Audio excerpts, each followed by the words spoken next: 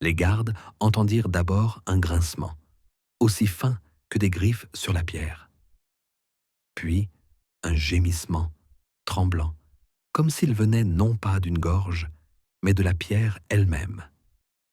La tour Saint-Auguste, ancienne, aveuglée par la mousse et la moisissure, répondit d'un écho sourd.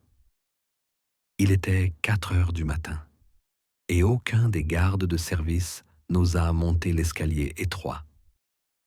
Marguerite de Lor, la fille cadette du duc de Nièvre, y était détenue depuis l'âge de 11 ans. Même enfant, elle se montrait rarement. Les chroniqueurs affirmaient qu'à sa naissance, sa peau avait une teinte bleuâtre et qu'à l'âge de 5 ans, la petite fille avait commencé à parler avec la voix d'une vieille religieuse décédée la nuit même de sa naissance. À la cour, on murmurait qu'elle était un vase maudit, l'écho d'une ancienne hérésie, la vengeance des sorcières brûlées sur les collines. Sa mère était morte de fièvre 1 mois après son accouchement.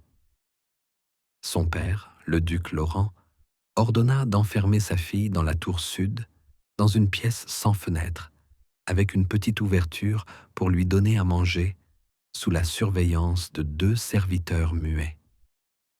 12 années passèrent. Au cours des 6 derniers mois, les gardes évitaient de regarder par la fente. Les serviteurs qui apportaient la nourriture se plaignaient de l'odeur. Dans les journaux du monastère Notre-Dame du Puy, on trouve cette mention. Les jours de grande chaleur, une vapeur nauséabonde qui sentait le marécage et le soufre s'élevait de la tour. L'un des frères qui s'était approché a été pris de nausée et s'est arraché les ongles dans son délire. Les moines locaux affirmaient que ce n'était pas de la chair en décomposition, mais le péché, enfermé depuis trop longtemps. Les rumeurs sont parvenues jusqu'à la cour.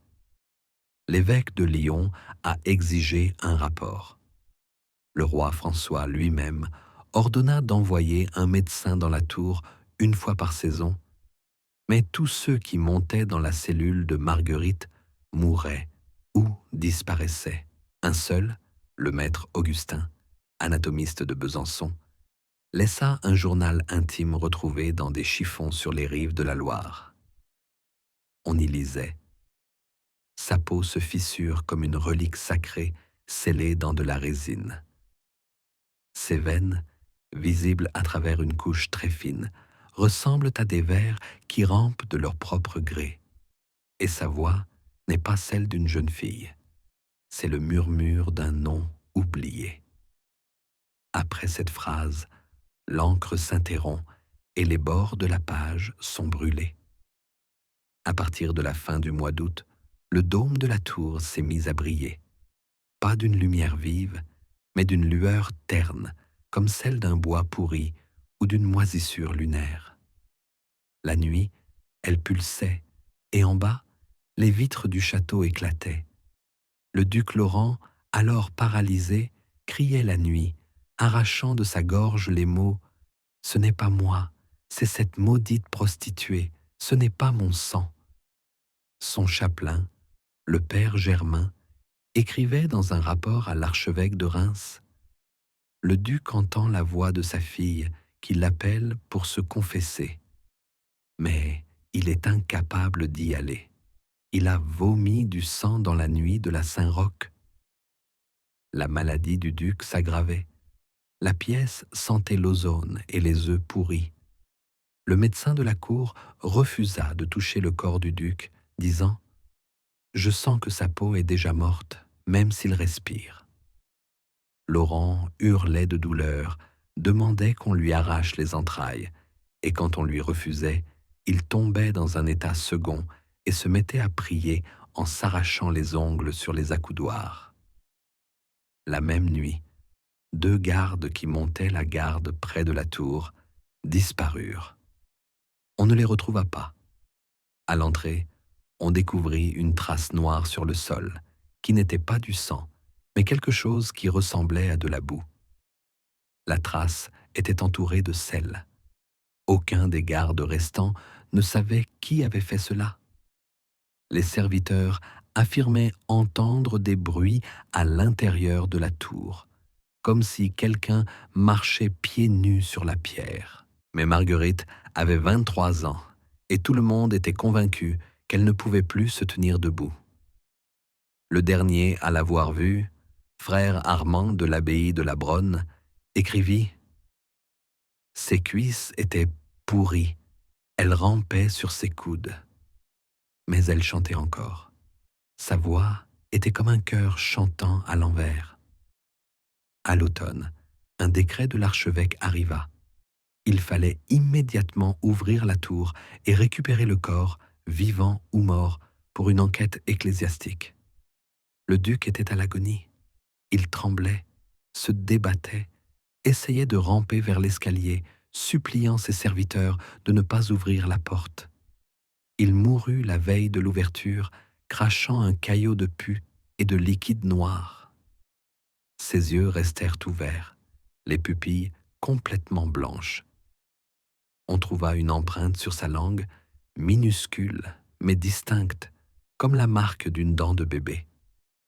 Lorsque le lendemain matin, on retira le cadenas de la porte de la tour, ce ne fut pas un cri qui retentit, mais un silence absolu, étouffant.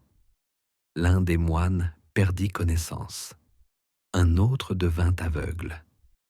En ouvrant la porte, ils virent que les murs étaient couverts d'inscriptions tracées de manière inhumaine. Marguerite était assise dans un coin, nue, les yeux fermés. Son corps émettait une lueur régulière, comme celle d'une luciole. Ses entrailles pendaient de son ventre, comme si elle les avait elle-même arrachées, mais elle était encore en vie. Sur les 3 personnes qui entrèrent dans la tour, seuls 2 survécurent. Le premier, un novice d'Orléans, devint complètement aveugle et mourut de fièvre 2 jours plus tard. Le second, le notaire de l'archevêque, délirant, criait qu'il n'avait pas vu une femme, mais l'incarnation de la lumière déchue. Il a fallu lui coudre la bouche, car il se mordait la langue en disant « Elle est à l'intérieur, elle est avec lui ». Le troisième, frère Thibaut, a réussi à sortir. Son rapport a été conservé dans les archives diocésaines et a ensuite été classé secret. On y lit « Elle ne mangeait pas. Ses os étaient recouverts d'une peau tendue, mais sans plaie ni trace de pourriture. Son visage était calme, mais ses lèvres étaient gercées. Ses doigts étaient comme ceux d'un bébé. Ses paupières étaient recouvertes d'une pellicule. Une lumière douce flottait au-dessus d'elle. Ce n'était ni une bougie ni un feu, mais comme celui des insectes en été, dans la forêt. Mais elle ne projette aucune ombre. L'air autour d'elle est comme avant une tempête. L'odeur de la mort a disparu. Il ne reste que la peur. Le corps de Marguerite n'était pas en décomposition, mais il n'était pas vivant non plus. Les médecins de la cour royale, arrivés sur ordre de Paris, la décrivirent comme une créature indéfinissable, dans un état de mort sans cessation des fonctions. Elle n'avait ni pouls ni respiration. Mais ses pupilles se contractaient à la lumière. En touchant sa peau, l'un des médecins s'écria « Elle était glacée, mais brûlante ». On découvrit sur son dos une cicatrice profonde, lisse, comme si elle avait été recousue. En ouvrant la cicatrice, ils découvrirent un vide.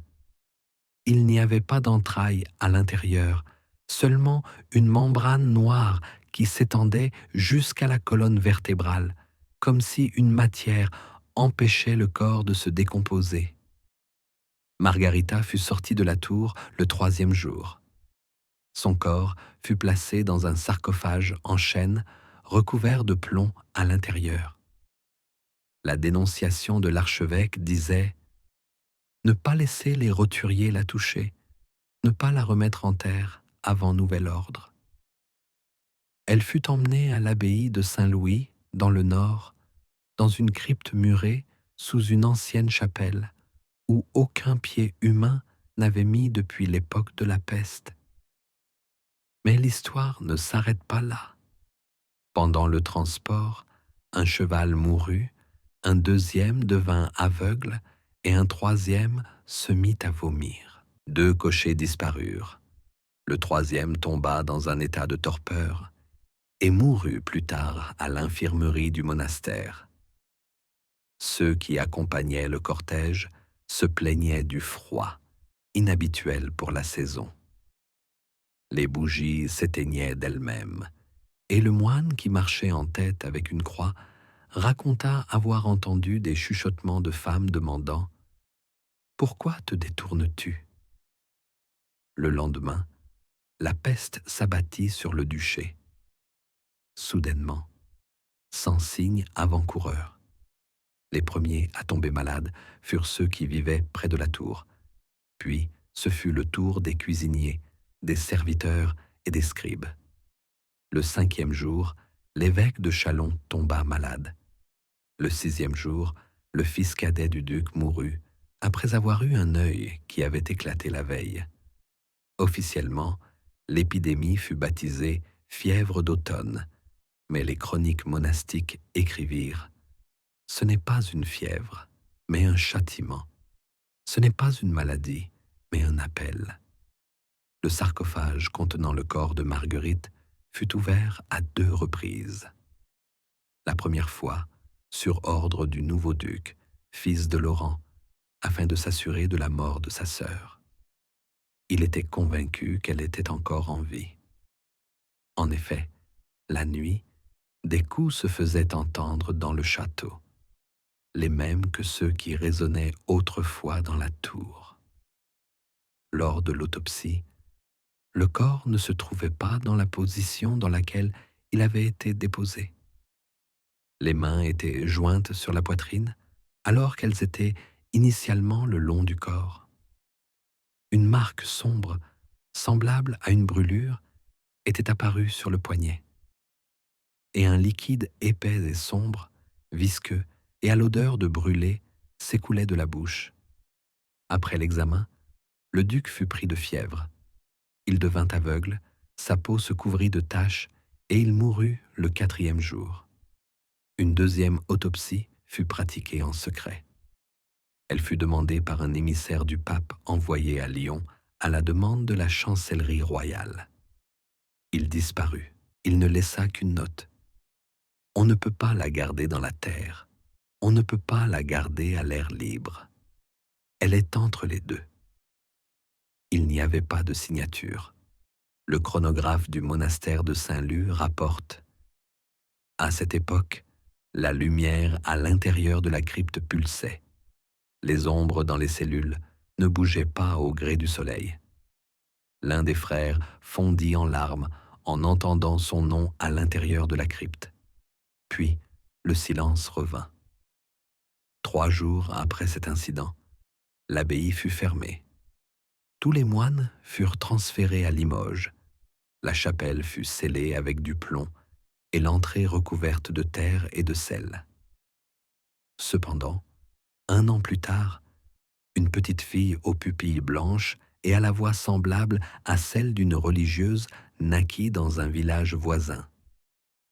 La famille fut accusée d'être en relation avec le diable, la mère fut brûlée et l'enfant noyé. Mais les procès-verbaux de l'Inquisition mentionnent « Avant de mourir, le bébé a dit « La tour est toujours debout ». Au printemps de la même année, lorsque la tour du duc fut définitivement démolie sur ordre du régent, un événement qui sera plus tard appelé « funérailles silencieuses » eut lieu dans la cathédrale de Neuf. 5 chanteurs qui interprétaient la messe du matin s'arrêtèrent sur un accord. Selon des témoins oculaires, le chœur a émis un son inhumain, comme si quelqu'un derrière eux avait terminé la phrase à leur place, d'une voix féminine, régulière, qui semblait provenir non pas de la gorge, mais de l'intérieur des murs. L'air s'est enflammé un instant dans la galerie supérieure, les voûtes ont tremblé. L'un des chanteurs avoua plus tard: nous ne savions pas qui nous enterrions, mais nous sentions que le corps était encore là. À la même époque, le journal intime d'une vieille servante, une certaine Jeannette de Bourgogne, qui s'était autrefois occupée de la mère de Marguerite, fut retrouvé dans les archives de la maison du duc. On y lit: Marguerite est née dans le sang. Sa mère a perdu connaissance lorsque les contractions ont commencé. L'enfant a été mis au monde, mais la sage-femme s'est mise à crier. Le bébé avait une lumière dans les yeux. Ce n'était ni un éclat, ni un feu follet, mais une lueur régulière, comme celle du fer dans une forge. Depuis lors, la petite fille ne dormait plus la nuit. Elle regardait le mur et murmurait, comme si elle entendait une réponse. Et quand elle eut 7 ans, elle étouffa une souris et dit qu'elle ne souffrait pas, car désormais, elle aurait une voix. Quelques lignes ont été rayées et, à côté, la main d'un autre greffier a ajouté: interdire la divulgation. Ordre du chancelier, envoyé à la tour jusqu'à clarification. 1 an plus tard, des disparitions ont commencé dans les villages environnants. Des enfants de moins de 5 ans ont disparu. Dans l'une des notes du notaire de Belfort, il est indiqué que les corps n'ont pas été retrouvés, mais que les parents faisaient tous les mêmes rêves. Ils entendaient quelqu'un appeler le nom de leur enfant et demander d'ouvrir la porte.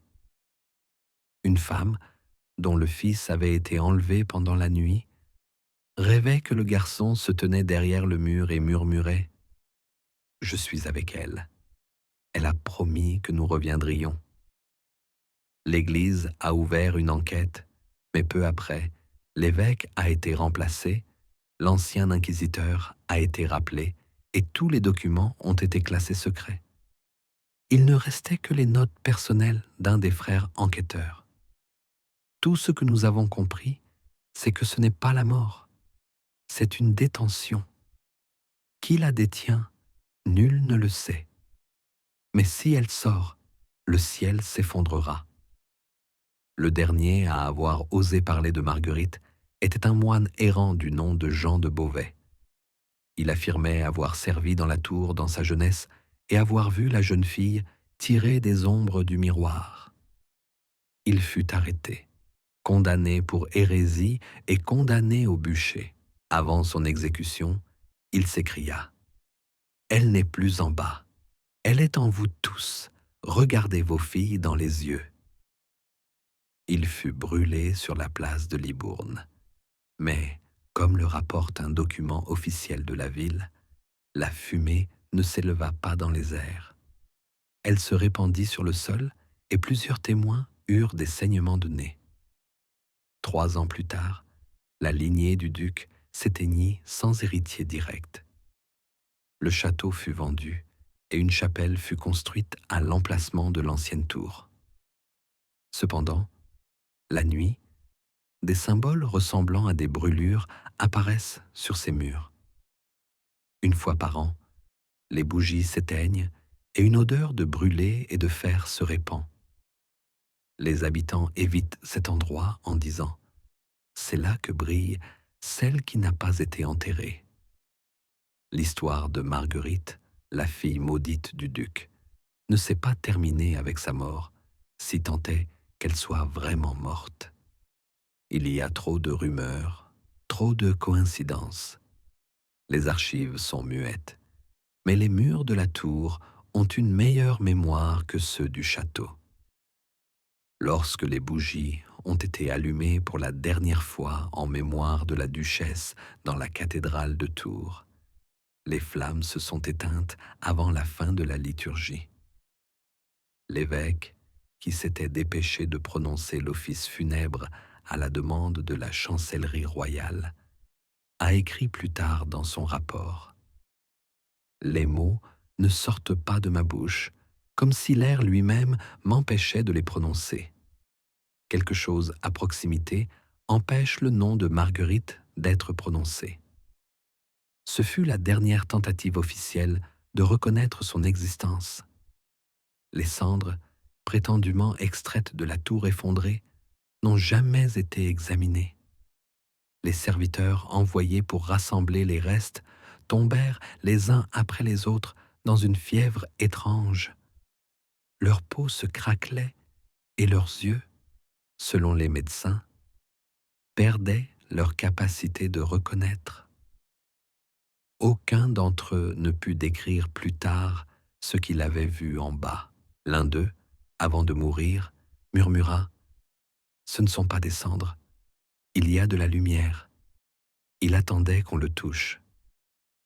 Une note du monastère de Cluny, rédigée 1 an plus tard, dit « Dans la nuit du 13 au 14, dans la galerie sud, on a aperçu la silhouette d'une jeune fille qui ne touchait pas le sol. Son visage était caché, mais ses cheveux étaient noirs et emmêlés.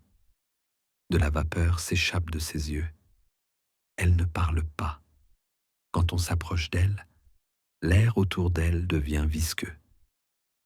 Quelques semaines plus tard, le monastère a brûlé. La cause de l'incendie n'a pas été établie, mais l'archevêque de Lyon a ordonné de ne pas déblayer les décombres avec les mains et de ne pas lire de psaumes à l'endroit où la voûte s'est effondrée.